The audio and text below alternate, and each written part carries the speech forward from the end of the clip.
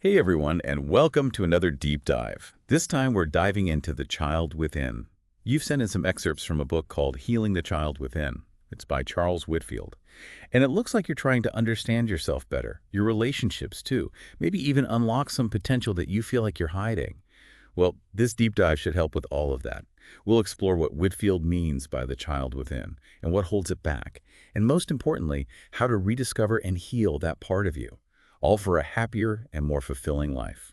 That's the real self that Whitfield talks about, the inner spark you mentioned, the core of who you truly are. It really makes you wonder, though, doesn't it, how much of our adult selves come from how that real self was nurtured? Or, well, maybe not nurtured. That's what makes all this so interesting. Whitfield compares the real self to the false self in this chart. The false self is like a mask. We build it to cope when we don't get our core needs met. It's self-protection. Let's break that down a little. The real self is spontaneous, feeling, accepting of yourself and others, vulnerable, but also powerful in its own way. Exactly. And then the false self is more guarded, controlling. It always looks for approval from others instead of trusting its own gut. Okay, so if we've got this amazing child within, why does it feel like life just dims it? Like what gets in the way? Well, Whitfield talks about a hierarchy of human needs, and he doesn't stop at the basics like food and shelter. He goes deeper. He's pointing out the needs that anyone who wants to learn and grow really has to have met. Things like feeling seen, being listened to, guidance, getting real validation. I think that probably really resonates with you. As someone who's into knowledge and self-improvement, you probably get how much those needs matter. It makes you think back to your own childhood. Right. Were those needs met for you? This is where it gets even more interesting. Whitfield says that when those deeper needs aren't met, especially when you're a kid, you might develop what he calls codependence, and your false self grows. Ah, codependence. Whitfield defines it as, well, I'll just read it, a condition that develops from turning our responsibility for our life and happiness over to our ego and to other people. So what are your thoughts on that? It's a perfect definition. It's like we give up our own power, and we start looking to other people to validate us, to tell us who we are and what we're worth. He talks about this cycle that so many people get trapped in, this cycle of codependence. It starts with repressing how you feel, like pushing down that voice inside that's telling you what you need. Right, and then it goes on to denying your needs altogether. Like you convince yourself that you don't need anything, that everything's fine. But of course, it's not fine. Those needs are still there, and they can start to come out in unhealthy ways. He talks about emotional numbness, compulsive behaviors. He even says stress-related illness can come from this cycle. Think about your own life for a minute. Have you ever been stuck in that people-pleasing mode? Like it's hard to say no. Whitfield's cycle of codependence might sound familiar to you. It's pretty common. This leads us to a pretty intense topic. Shame. Whitfield even calls it the silent killer of the child within. Why is shame so bad for our authentic selves? Well, shame attacks your core being. It's not just feeling bad that you did something wrong. It's feeling bad about who you are, like you're just flawed or unworthy. Whitfield's really clear about the difference between shame and guilt. Guilt is about something you did. Shame is about who you are. And he says that a lot of that shame comes from messages and rules we hear as kids. Stuff we take in, probably from people who meant well, but... Yeah. Well-meaning but misguided. Give some powerful examples. Things like, don't think, don't talk, just follow directions, or big boys don't cry, or you'll never accomplish anything. Those words can stick with you for a long time. It's like they plant these seeds of self-doubt in you. And if you're not careful, those seeds can grow into, well, really nasty weeds. And he talks about shame-based families, too, where these negative messages and shame get passed down, like through generations. It's like this legacy, right? A legacy of silence and pain that no one talks about. But the good news is, Whitfield thinks that even shame that's really deep down can be healed. That's really encouraging to hear. Because let's face it, not every childhood is perfect. Whitfield also talks about trauma and something called PTSD, that's post-traumatic stress disorder. This might be a bit of a touchy subject for some people, but it's important to talk about it. Absolutely. And the way Whitfield explains it is really easy to understand. He talks about how PTSD and codependence can overlap, especially in families where it wasn't okay to express emotions or needs. He has this chart called Severity Rating of Psychosocial Stressors. And it shows that trauma isn't always some big dramatic event. Sometimes the smaller things we go through, especially when we're kids, if they happen over and over, those can have a huge impact. It challenges how we think about trauma. It doesn't have to be a big event. Even small things, repeated or lasting a long time, can really hurt us. And it's important to remember that PTSD isn't just for veterans or people who have survived a disaster. It can affect anyone who's experienced chronic stress or abuse, especially when they were young. The symptoms he talks about are, re-experiencing the trauma, feeling emotionally numb, avoiding things, being easily startled, being on edge all the time. These can show up in a lot of different ways. So we've covered some pretty heavy stuff. Yeah. But don't worry. Whitfield gives us a plan, a roadmap for healing and getting that child within back, even if you've been through trauma. He has a 4-step process. First, rediscovering your real self and practicing being that self. Remember we talked about how that part of you might be buried under all sorts of coping mechanisms, okay? Second, figuring out what you need and actually getting those needs met. Not just knowing what you need, but learning how to ask for it in a healthy way. And Third, grieving the losses that you haven't grieved yet. This is so important. It's about letting yourself feel all those emotions, the ones that come with past hurts and disappointments, admitting that you've had losses, even if they weren't obvious. okay. And the fourth step. Working through your core issues, the patterns of thinking and acting that keep you stuck, the ones you want to break free from. And throughout this whole process, Whitfield stresses how important it is to find safe and supportive people. People who can help you. Having a good support network makes a huge difference. He's definitely not saying you have to do this alone. He actually encourages you to seek out people who will just listen. No judgment. Offer empathy. People who understand what you're going through. It's like going on this quest to rediscover yourself. A pretty incredible journey, and we're only just getting started. I think you're going to find the next part really interesting. It's all about the power of grieving. Okay, let's dive into that. I'm really curious to hear more, because Whitfield makes it seem like this step is super important. He talks about these ungrieved losses and how they can have a lasting impact. But a lot of people don't even realize they're there. So what exactly are ungrieved losses? Well, he has a whole list of losses that are really common for people who grew up in dysfunctional families, but they can apply to anyone who's had a rough time. Things like loss of childhood, loss of trust. Loss of self-esteem, Yeah. safety, control, identity. Loss of intimacy, dreams, health, even a sense of spirituality. It's a pretty long list. It shows you just how much our emotional well-being can be affected. So think about your own life for a second. Are there any times when you've felt a sense of loss, even if it wasn't something physical? That's a really powerful question. It makes you realize that grief isn't just about someone dying. It can be about a dream dying, or a relationship, or even a part of who you thought you were. And Whitfield says it's not enough to just realize those losses are there. We have to actually grieve them. He talks about denial, anger, bargaining, depression, and acceptance as stages of grief, and how important it is to let yourself feel every one of those emotions. So it's about really feeling those feelings, not trying to ignore them or rush through them. Makes you wonder, how many of us are walking around carrying these losses without even realizing it? More than you'd think. But here's the good news. Once we start acknowledging those losses and grieving them, we can start to heal. We can move forward in a more authentic way. Which leads us to another big piece of this puzzle, telling your story. Yeah. Whitfield thinks that sharing your experiences, even the painful ones, in a safe environment is crucial for healing. But how do you do that in a way that feels good, not bad? Okay, let's talk about that. It's about finding those people, the ones who will actually listen. Without judging you, they offer empathy and understanding. And pace yourself. Whitfield talks about this technique. Share, check, share. You share a little. Then you see how the other person reacts. And if it feels safe, you share a bit more. Like dipping your toe in the water. Yeah. Before you jump all the way in. You want to make sure it feels okay before you really open up. Exactly. And he also says to be aware of the other person's capacity. Don't dump everything on them all at once. Respect their boundaries and make sure it feels safe and healthy for both of you. It's like finding that balance where you're heard and understood, but you're not overwhelming the other person. Right. Sharing in a way that feels good for everyone. Now let's talk about a feeling that doesn't always have the best reputation. Anger. Whitfield actually thinks it's a really important part of healing. And he's not talking about lashing out or anything. Right. He explains that if you don't express your anger, it can build up and come out in unhealthy ways. He noticed that kids from troubled families often hold their anger in, and that can cause problems later on. It's like a pressure cooker. If you don't let the steam out, it's going to explode eventually. That makes sense. I mean, we all get angry sometimes. It's a normal human emotion. It's what we do with that anger that matters. And he has this really interesting list of 9 ways that people protect their parents from their anger. Things like denying the past, overthinking their feelings, blaming themselves. It's wild how deeply ingrained these things can be. We probably don't even realize we're doing it. It's like it's programmed into us from childhood. But Whitfield's point is that we need to recognize these patterns and understand that it's okay to feel angry, even towards the people we love. He's not saying it's okay to be hurtful, but you have to acknowledge your feelings and find healthy ways to express them. He gives some advice on how to express anger in a healthy way.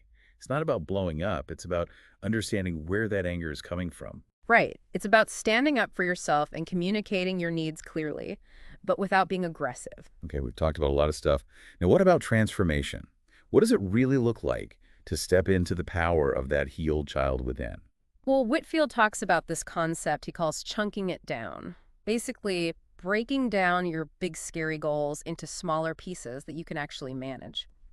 He says to start with one area of your life that feels the most urgent, like your relationships or your job, your health, your emotional well-being, wherever you feel the most stuck. So you're not trying to change everything all at once. You focus on one specific thing and start making small changes there. Exactly. And he has this idea of a personal bill of rights. It's about recognizing and claiming your rights as a human being. Like a declaration of self-worth and empowerment. Right. He gives examples of rights you might include.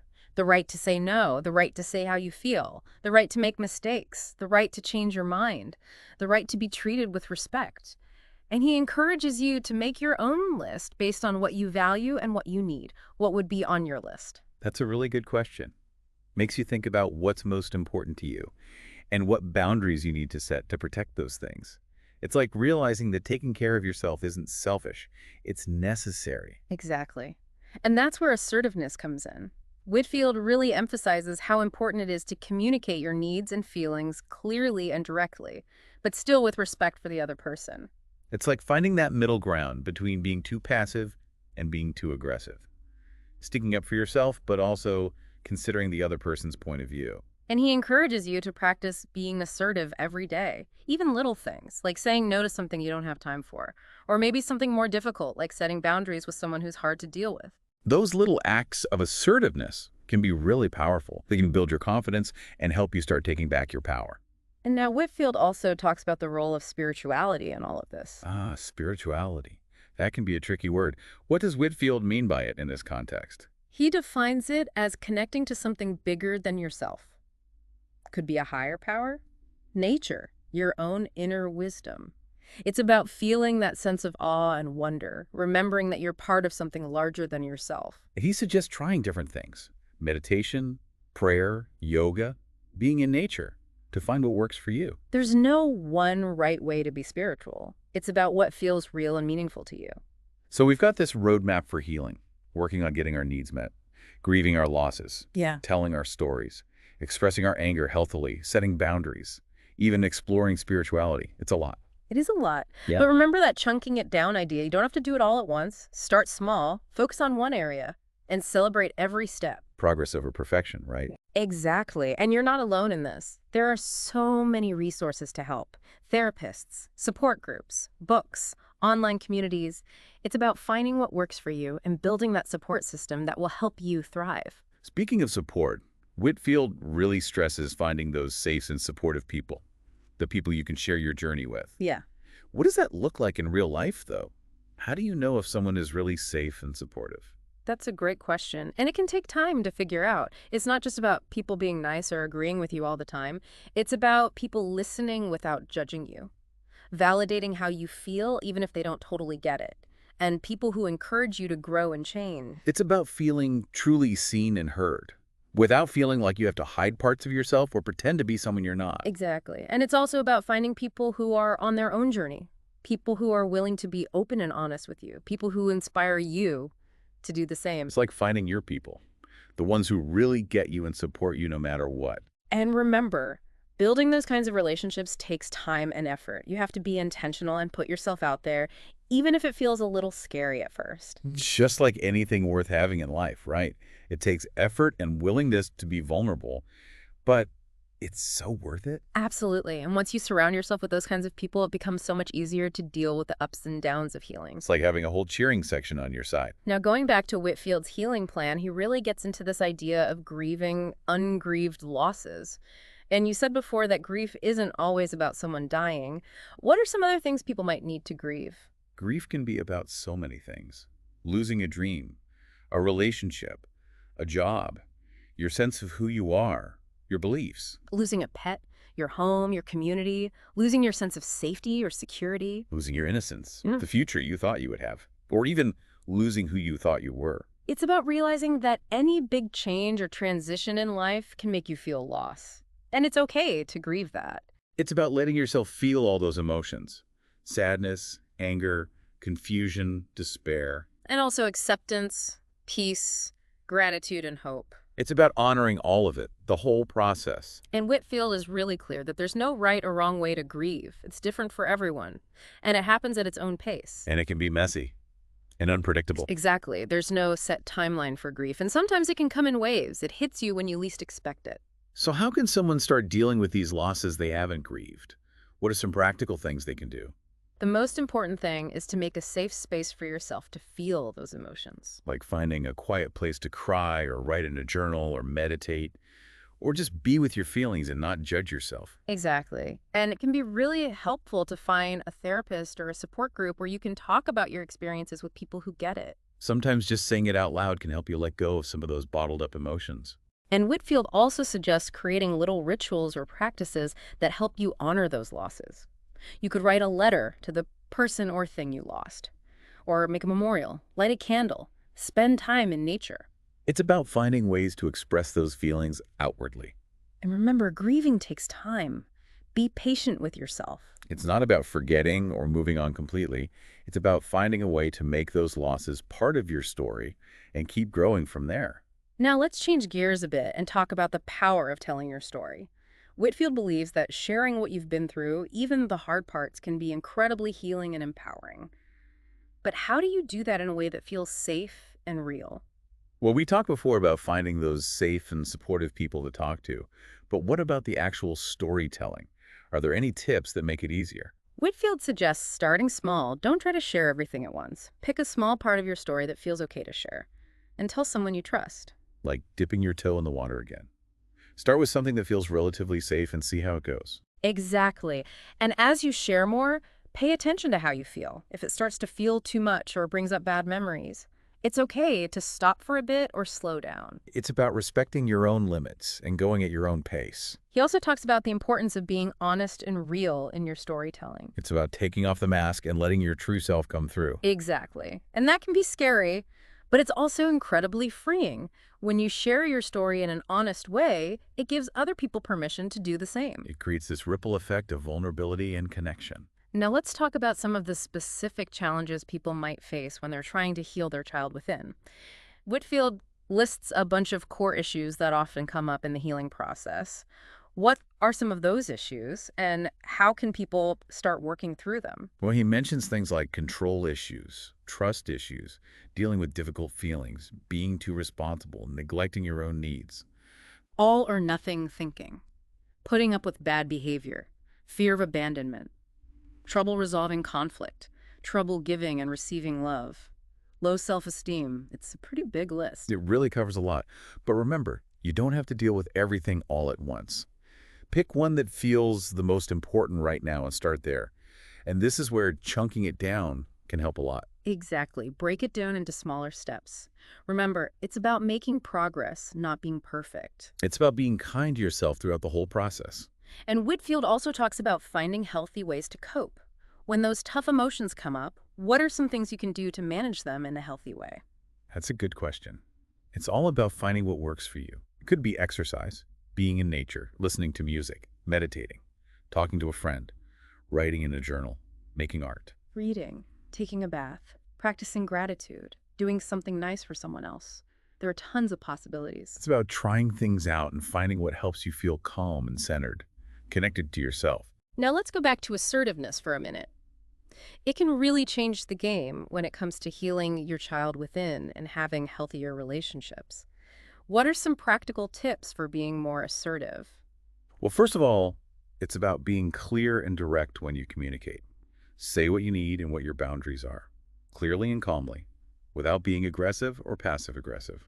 And use I statements. So instead of saying, you always do this or you never do that, try saying, I feel hurt when, or I need. It's about owning your feelings and needs instead of blaming the other person. And practice saying no. It's okay to say no to things you don't have time for, or things that aren't a priority for you. It's about setting those boundaries and taking care of yourself. And remember, assertiveness is a skill. It takes practice. It's like a muscle. You got to work it out. Start small and gradually work up to the tougher situations. And celebrate your wins along the way. Every time you stand up for yourself or communicate your needs well, pat yourself on the back. Now let's talk more about the personal Bill of Rights. We touched on it earlier, but it's a really powerful tool for reclaiming your power and setting healthy boundaries. What are some key rights that people might want to include in their own Bill of Rights? Well, like we said before, some common ones are the right to say no, the right to express how you feel, the right to screw up, the right to change your mind, the right to be treated with respect. And you can also include rights that are specific to you, based on what you need and what you believe in. For example, you might include the right to take care of yourself, the right to follow your passions, the right to have time alone, the right to ask for help. The right to be imperfect, the right to be vulnerable, the right to be loved and accepted for who you are. It's about creating guidelines for yourself, guidelines that help you live a more real and fulfilling life. And holding yourself and other people accountable to those guidelines. Now, let's talk about spirituality and its role in healing the child within. We talked about connecting to something bigger than yourself, but how do you actually put that into practice? Well, like we said before, it's about finding spiritual practices that work for you. Maybe it's meditation, prayer, yoga, spending time outdoors. Reading spiritual stuff, listening to music that lifts you up, going to religious services, volunteering. It's about feeding your soul, connecting with a sense of purpose and meaning. And it's also about being grateful. When you focus on what you're thankful for, it changes how you see things. It helps you appreciate the good things in your life. It's like a daily reminder of everything you have to be grateful for. Now let's talk about what it actually looks like to live from a place of wholeness, to be your true self. Whitfield describes the healed child within in such a beautiful way. What are some of the qualities he talks about? He says the healed child within is spontaneous, joyful, creative, connected, loving, compassionate, resilient. Forgiving, playful, adventurous, open-minded, curious, and full of life. It's like this radiant light shining from the inside out. And it's about embracing every part of yourself, the good and the bad. It's about accepting your flaws and loving yourself no matter what. And it's about living your life with passion and purpose. It's about going after your dreams and making a difference in the world. Now we know that healing is a process, not a finish line. There will be good times and bad times. You'll have times where you feel like you're making progress and times when you feel stuck. It's all part of it. The important thing is to keep going, keep learning, keep growing. And remember that you're not alone. So many people have walked this path before you, and so many people are walking it with you right now. So as we wrap up this deep dive into healing the child within, I'm curious, what really stood out to you? What insights or practices really resonated with you? It has been quite a journey exploring all this with you. What are some of the things you're taking away from this deep dive?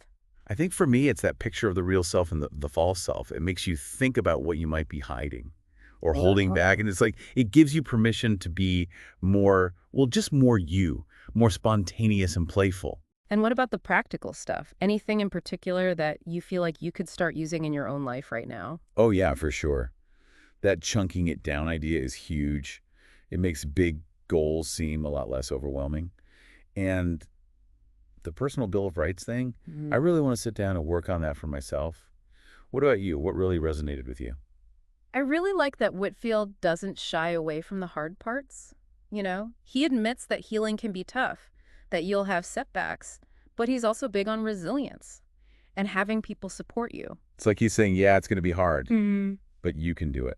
And you don't have to do it alone. Exactly. And he reminds us that healing isn't about reaching a destination. It's more about the journey. It's all about constantly discovering yourself and growing. So what are some things people can do to nurture that child within, to be more authentic? Sometimes it can seem like a really abstract idea. Start by being curious. Ask yourself the big questions, like what makes you happy? What lights you up? Or what did you love doing when you were a kid? The answers might surprise you, and they can help you figure out who you really are. It's like a treasure hunt. You're searching for those hidden parts of yourself that you might have lost track of. And don't be afraid to try new things. Get out of your comfort zone and see what happens. Yeah. It's about giving yourself permission to play, Yeah. to explore, just like you did when you were little. And remember, healing comes from within. It starts with you. So take some time to think about everything we've talked about today. What really spoke to you? And what's one small thing you can do to take care of your own child within? What's one thing you can do to start living a more authentic and fulfilling life? Maybe it's setting a boundary with someone, or being more open about how you feel, or even just taking some time for yourself to do something you enjoy. Every step counts, no matter how small. Remember, you deserve love. You deserve joy. You deserve to feel fulfilled. And you have the power to create a life that shows who you truly are. Thanks for joining us for this deep dive into healing the child within. Until next time, keep exploring, keep growing, and keep taking care of that incredible child inside you.